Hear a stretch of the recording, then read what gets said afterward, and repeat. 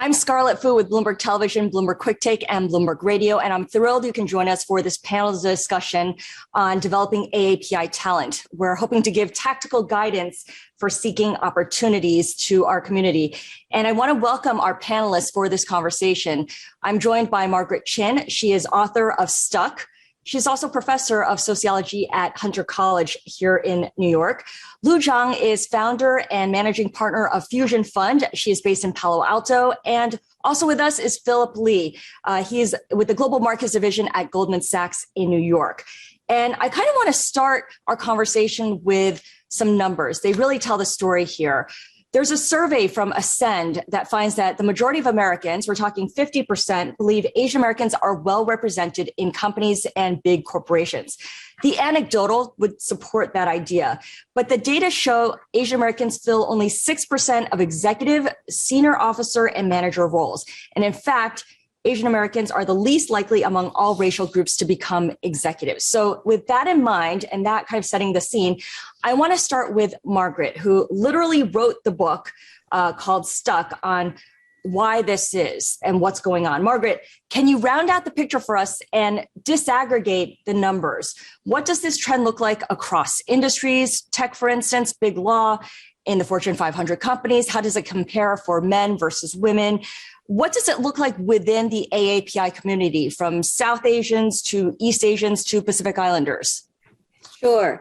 So I think one of the big takeaways of this is that it's shocking to actually find out that Asian Americans are so, the numbers at the top are so low, actually. Among the Fortune 500, there are only actually a dozen Asian Americans who have made it up there at the very top, who are CEOs as of the year 2020. And likewise, you can find this in law firms.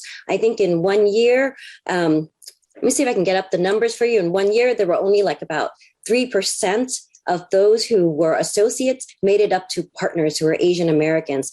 And the numbers are actually more dismal for Hispanics and Latinos. And likewise in academia here in CUNY, for example, last year was the first year we got our first two Asian American presidents of the colleges here in the CUNY system. And it's actually only a couple percent across the US where Asian Americans are heads of these academic institutions, where you actually think Asian Americans do so well in academia, they should be up there. And these numbers actually are true also for the tech companies. I think Asian Americans make over 20% of the general work population, but 14% of the people moving up into the executive ranks. And that was in an HBR study by Buck G and I believe Denise Pack. Okay, so that kind of tells a story. Phillip, I want you to share what you see from where you sit. You've got 20 years of experience at investment banks. You currently sit on a trading floor at Goldman Sachs in downtown Manhattan. You previously worked at Bank of America. What does it look like for you and other Asian Americans and other minorities in finance? Yeah, look, I think I think the numbers show, and the narrative is that from a recruiting and a kind of analyst level to maybe the VP level, there is a good quantity of good workers, high, that those that get good ratings, good reviews, and they're great on teams, but it is that struggle to make it to that next level, whether it's management or above, that is top of mind for a lot of our community. So, when I started into the trading floor, there were not many who looked like me. I actually started in Bank of America in Charlotte. My dream at the time was, I read Liar's Poker, and I know Michael Lewis wrote that book not to necessarily have people join sales and trading, but I was actually really captivated by it, and I love the speed of it. And many people. Yeah, it spoke to me, and so I joined a sales team where there were not many Asian American sales role models, if you will, that to follow, to look at. And as I've progressed, I think some of that has started to change. I think that there is focus on that. There is programming, and there are leadership training modules or programs that people are putting together. Goldman Sachs is trying to do something like that. But I think there's a lot of desire and a lot of need to kind of make that next level. And I think part of that is not only on us as the worker, but it's on management, like changing some of those biases or views of what is viewed as management and material and that profile. So Lu, Phillip said something that really stuck out at me, which is good workers. You see plenty of Asians represented in the tech sector, in the big tech companies. They're kind of the worker bees. Most people are worker bees in the tech world, let's be honest. You're based in the San Francisco Bay Area, where Asians make up 27% of the population, second only to the Honolulu metro area. In the VC and startup world that you are so familiar with, how's the Asian talent distributed there? We're talking away from the big tech firms where you have worker bees galore of every color and stripe, but specifically in the VC and startup world where it's more every man for himself or every woman for herself. Yes, I actually really want to echo what Margaret mentioned early on about the ratio of the Asian workers, our Asian engineers in the tech industry, because for example, in the startup world, when people talk about technology innovation, and you will have the image of, okay, lots of a very nerdy techie Asian guy or Asian woman is working in the startups. But on the other side, if you look at the CEO, especially CEO position of all the tech company and a unicorn company, very few of them are Asian. Even we have Asian as a founder, I think people have the stereotype that Asian are good for CTO, not necessarily the CEO. That's a very interesting stereotype we saw in Silicon Valley, but actually Asian American could be very great leaders, and we saw lots of success story already, but still single digit in terms of percentage compared with the rest of the population. Another thing is within the VC industry, if you really look at the partner level in the VC industry, Asian Americans still counted our single digit, very small percentage. But if you look at the general VC, analyst and associate, there's lots of newer, younger generation who are Asian American who are super interested in this industry. Another thing I really want to highlight is the VC firm founded by Asian American. Very, very few. If you look at all the top performing VC firm right now, it's very few of them are founded by Asian Americans. So that's another thing I think we have to really put it in parallel. On one side is the total ratio of Asian in this industry. On the other side is how people really, what is the general perception about the position of the Asian American in this industry in general? Yeah, and the general perception of Asian Americans in your industry is that being Asian American is not even being seen as a minority in that world. But you're a female Asian, so you're kind of, this unicorn, I guess, in a way. And I'm guessing that you don't see a lot of people who look like you. What are the pros and cons to being a unique person, an Asian female in the startup world? Yes, very few people look like me. That's the reason, sometimes I definitely feel that it's kind of a little bit lonely, especially when I was working with other VC fellows. Another thing is when working as a board member in the boardroom, on one side is a lack of diversity in terms of the gender, which we discussed a lot already. Another thing is actually within the boardroom, even for the smaller startup, you still see very few Asian American board members. Mm-hmm. I think that's another thing people sometimes did not realize, that boardroom is where the final decision was made, especially for the private company. It's very important to have the board work closely with the founder, but we don't have enough Asian American there. So Margaret, explain how this partial representation of Asians in the corporate setting, in the tech structure, the tech startup world structure, but no seat at the table, is an outgrowth of the model minority myth, in which Asians are seen as successful and having made it, but ultimately it can be kind of dooming for the group. Asian Americans are fully aware and live with this dynamic, but I'm wondering how aware of this dynamic is everyone else, especially, people in senior management or in HR. Yeah, so Asian Americans are often seen as the model minority. the group that's successful, the group that can definitely do well. So in my research, I found that you definitely have to intentionally include groups. Otherwise, you may unintentionally exclude. And that's quite clear with Asian Americans, because our success actually hides us at the very top. We're a bifurcated group. So at the very bottom, well, for the model minority, there's two things people generally look at. Asian Americans have the highest number of college degrees, and Asian Americans make the highest median income.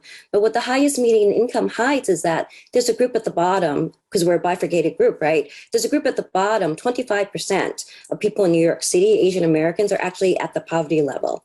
And what the income also hides is that the people at the very top who actually aren't being promoted, but they live in high cost living areas. So the model minority hides actually part of the reason, hides why we're not at the very top. Mm-hmm. And the other thing is, the Asian Americans have a lot of us have college degrees, and that's even true for the group that's born here in the U.S. and raised here in the U.S. who've gone to middle school and high school here. So it's quite clear that there are programs that are definitely necessary, and it's really clear when you look at a program like at Harvard, for example, where they have race-conscious affirmative action. When I went to Harvard in the 1980s, only 5% of the incoming class was Asian American. But over the years, with continuing affirmative action, they're now over 25% of the incoming class. And that's very different than what you see at the corporate institutions, right? Yeah. Because they haven't had affirmative action programs over these times, like mentoring, formal programs like executive leadership. So to keep going on this line of thinking about what the model minority means is that, when you get to the top, people just expect you to do well. As Lu pointed out, as Phillip pointed out, you're just a worker bee, and people don't see past that image. And what the executives that I got to interview told me was that what was more important was that something called trust. So my executives, who are within 1 to 2 levels of the CEOs, said that people just had to understand you to be able to build that trust, because trust is very important at that top level. Trust is, if you have that trust, you actually have a key to the organization. When they allow you into that level, you know who to keep out and who to keep in, and how to build that organization, and how to have conversations with your co-CEOs or co-people in that chief level. Trust is also important because of the research that Amy Cuddy has done, where she's actually said that if you are highly competent, which by that level, everybody is, including all the Asian Americans who've done so well in school, right? If you're highly competent and you're trusted, then you can do really well for the organization and people would want you up there. But if you're competent and you're not trusted, you could be very dangerous to the organization. Yeah. So trust really matters a lot. Okay, that's a really important thing to keep in mind here, especially when perception is the first thing that kind of jumps out at everyone. Phillip, from where you sit and working in different banks, companies are definitely paying more attention to diversity and to the need to diversify their ranks and paying attention to the different groups. There are employee resource groups that play meaningful roles in getting management's attention to pay attention to these things. How's the lack of Asian leadership being addressed or being framed within finance when there is good representation at the analyst level, at the VP level, but it's absent at the higher levels? Yeah, sure. I mean, look, I was going to play off the point of what Margaret mentioned. The model minority myth, permeates through obviously the bigger societal framework, but even within the work format, right?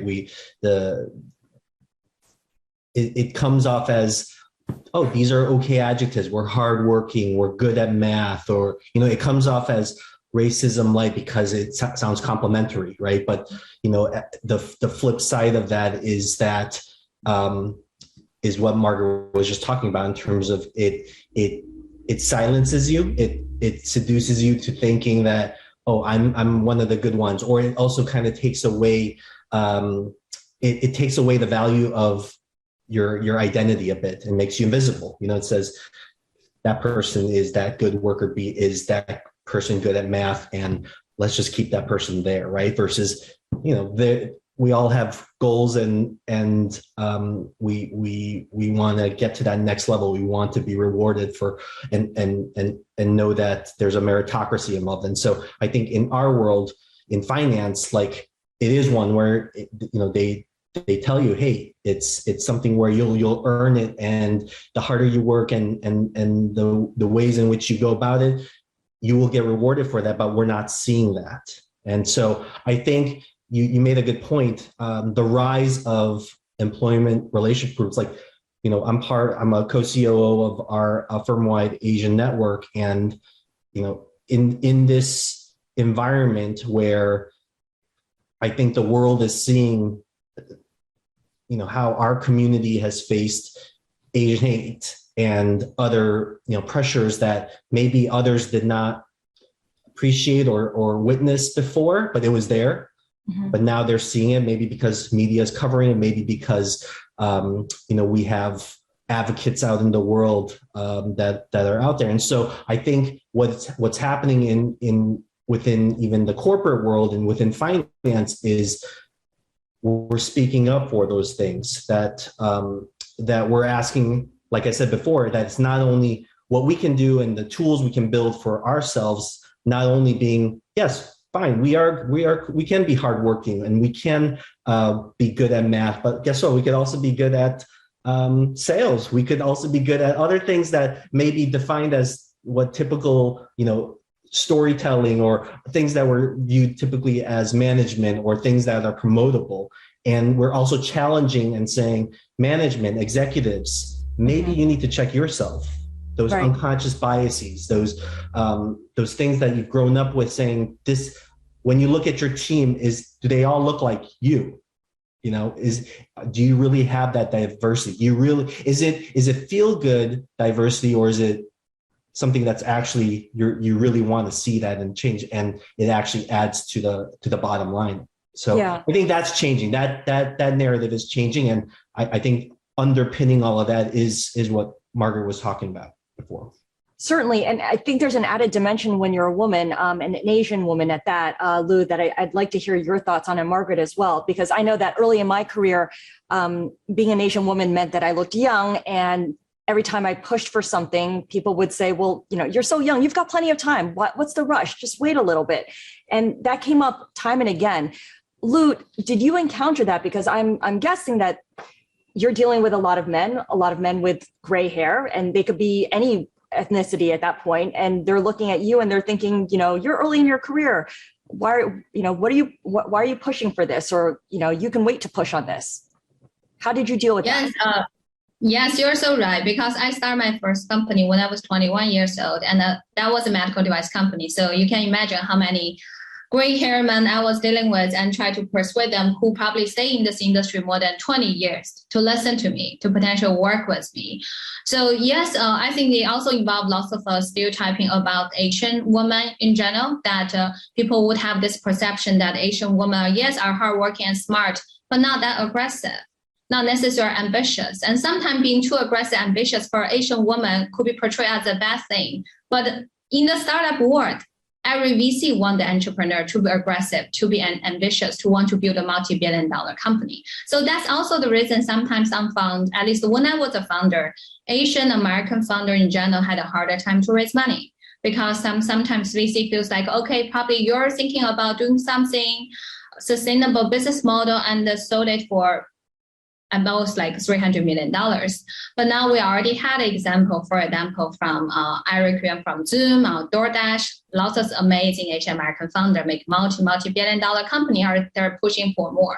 So I really hope not only just for Asian women, but just for Asian in general, we could be smart, hardworking, good at math. And meanwhile, we're super ambitious and aggressive in a good way.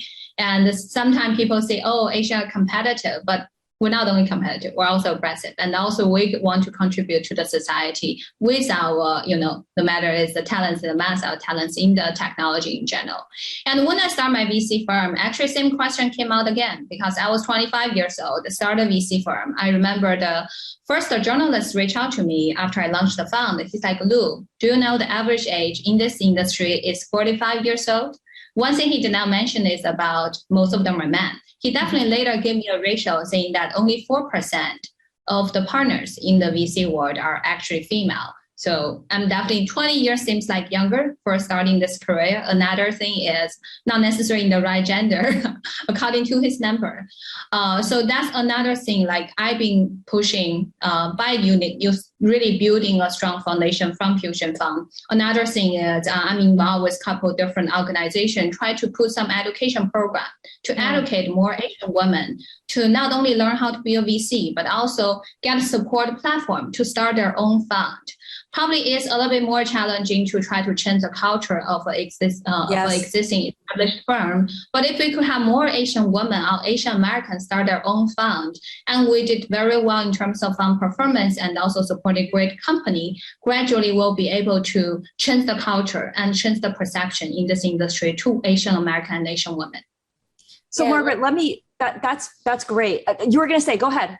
Yeah, I was just going to add that, Asian American women are also seen as demure and acquiescent and also compliant too, and sometimes just very hyper feminine. So all of those qualities, aren't seen as leadership qualities, right? Or not perceived as such. And so this really sets up a situation where it's impossible to be right. And as Lu mentioned, when you're too assertive, men or Asian American women trying to be assertive or even just a little bit assertive, they're seen as aggressive, right? And this is true for Asian American women who are seen as hyper feminine. So they're in a real bad spot, or we're in a real bad spot in respect to getting ahead. So it's not that, it's not that we're doing anything wrong, but we're penalized for these stereotypical images because we're actually acting out of the role that people see as appropriate. Okay, so yeah, go ahead, Scarlett. No, I was interested in what Lu said about the culture, because at least in her world, she's building culture, right? I mean, you're starting companies and you're creating something from scratch. In academia, the culture is entrenched. So I wonder if being young or seeming or appearing young as an Asian woman, what that meant for you early on in your career, because in academia, age shouldn't be a factor. It all depends on your ability to publish research and get funding for your research rather than your age, right? Or that should be the case. That should be the case, but that's not. Most of the time, people were just saying, oh, you look young, you have plenty of time. The same thing, the same exact thing they were saying to you in media. They're saying, don't worry, there's lots of time for you to do what you need to do to become a full professor. Don't worry, there'll be plenty of time for you to get the research funding or to get even a contract, to get your books published. So what you're saying is actually true across all industries for all Asian Americans. And on top of that, I think for Asian Americans, they also don't see us as Americans, as in fitting in the research. Well, as in academia, a lot of times it's difficult to get research on Asian Americans published or to get it funded on top of that, because they don't see it as part of the American story. And that's the other part that's really important about being seen as an American or being seen as a foreigner. We need to get our information out there as we're an American. We're part of the American story. The American racial story is not just black and white, but it includes Asian Americans as well. Yeah, I'm really Scarlett, glad. I wanted to say on that, just, the flip side, again, I agree with Lu and Margaret, the flip side of that model minority myth is what they just spoke about. Like, you can be perceived in those complementary ways, racism light ways, those microaggression, and it caps you. You act the other way, you're aggressive, you're ambitious, positive things that's valued by society, except if it's you as an Asian or a person of color, suddenly you're scheming, or you're trying to steal my job, or other things. And it's none clearer to me in this context of COVID and coronavirus that our belonging at times is conditional. You can be on one side viewed as, oh, they're the good minorities, and then suddenly something like that happens, like, oh, they brought the virus over, and suddenly you are vilified very quickly. And so what Margaret said, I agree with. Like, we are Americans too. It's Asian Americans. There's both involved, but often you're just viewed by this first, and not by your story, not by your identity, the things that you're doing. Just want to say, yeah, things can turn on a dime real quickly. Lu. Yeah, so I really want to add on to that because I'm actually first generation immigrant from Inner Mongolia.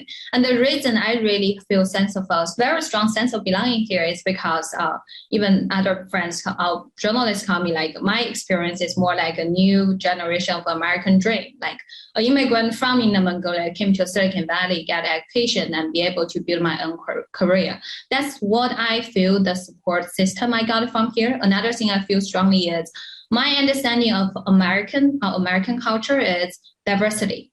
Diversity is a core thing. Another thing is I could be authentic myself, still find a good position in the society to be recognized.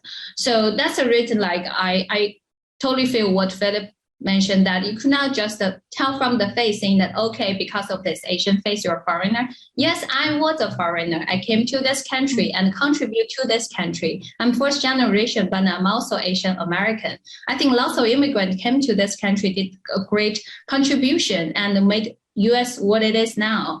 And if we don't really give people like us a strong sense of belonging, it's really a shame of the culture of this country. Yeah, I totally see that. My parents felt the same way, in that they were immigrants. They came over, they did well, and they're not willing to, but they accept a level of racism because they were given this opportunity to come here and build a new life.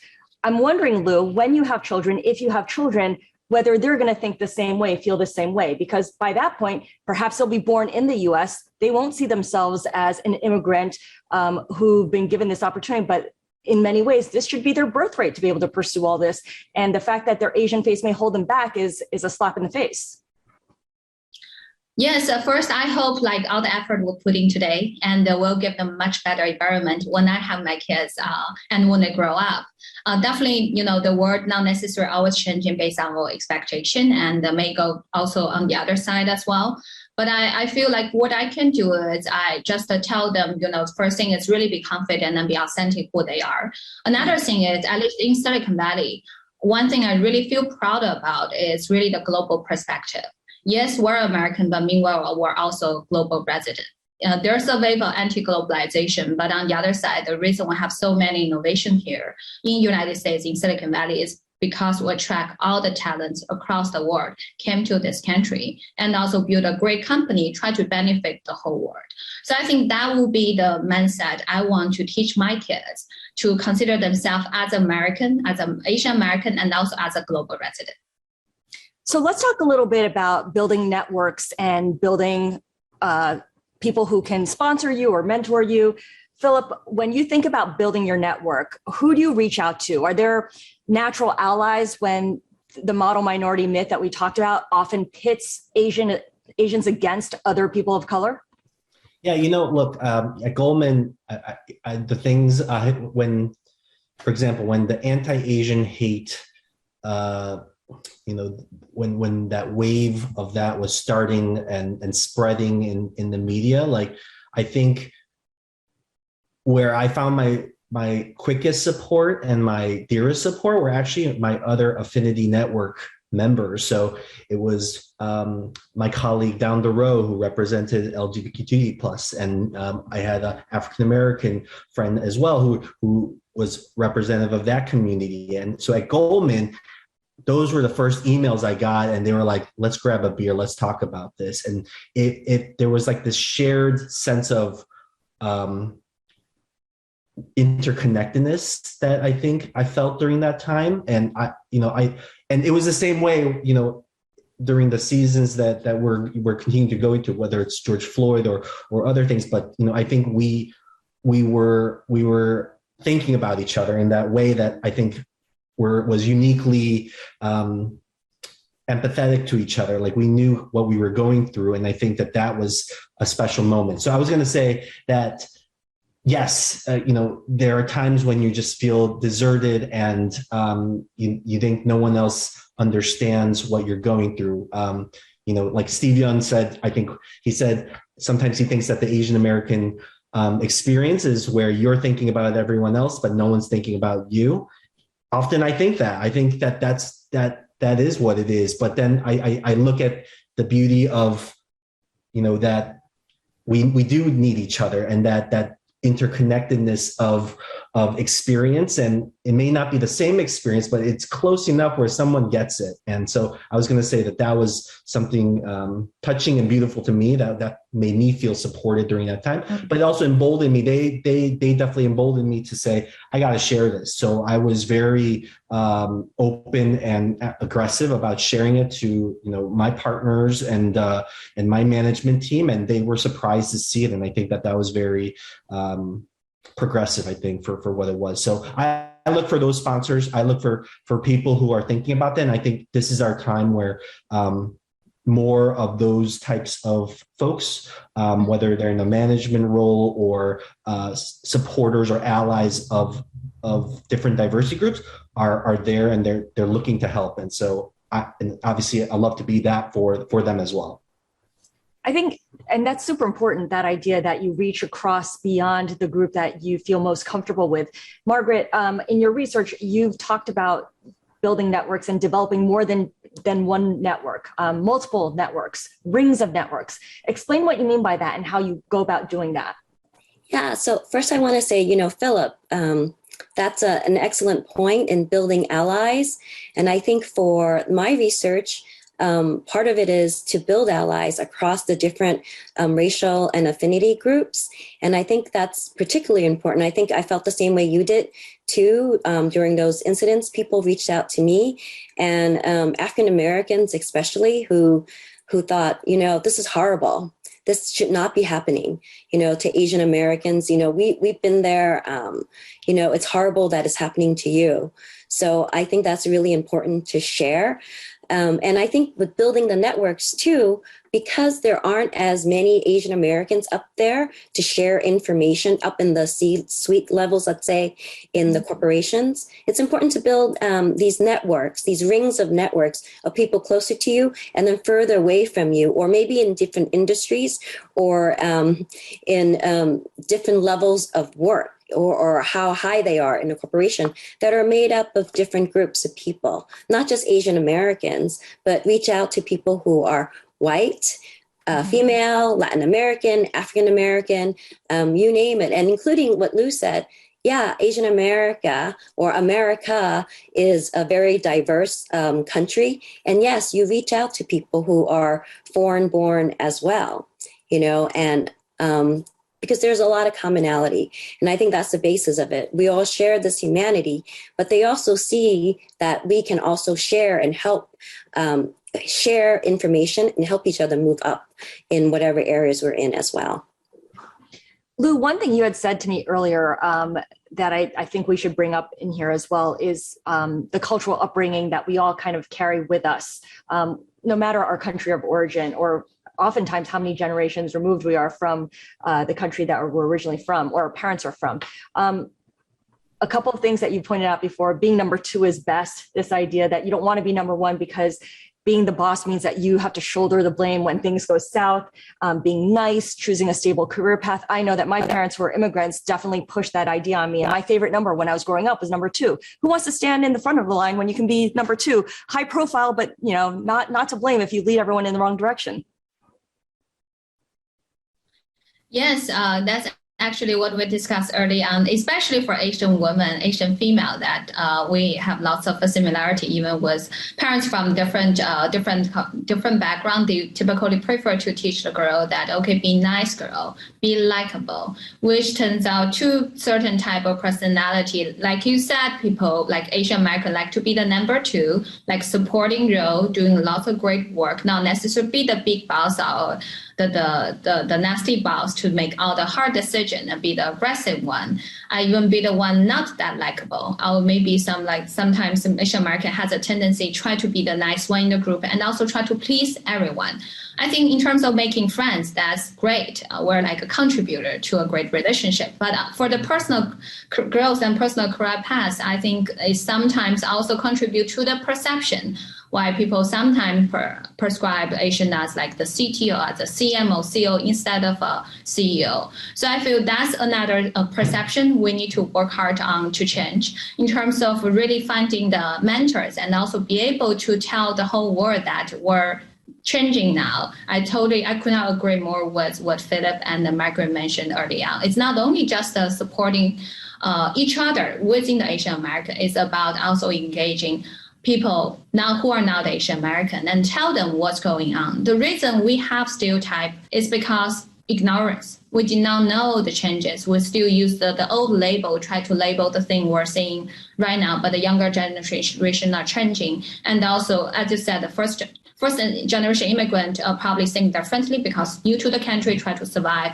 Second generation is very different. And the third generation is even more different. But how we really deliver that message to the rest of the group. I think one thing we discussed early on is really, if we have more research group, our think tank, try to just in general summarize and research the contribution of Asian American to the society from the past 10 years and in the near 2 or 3 years.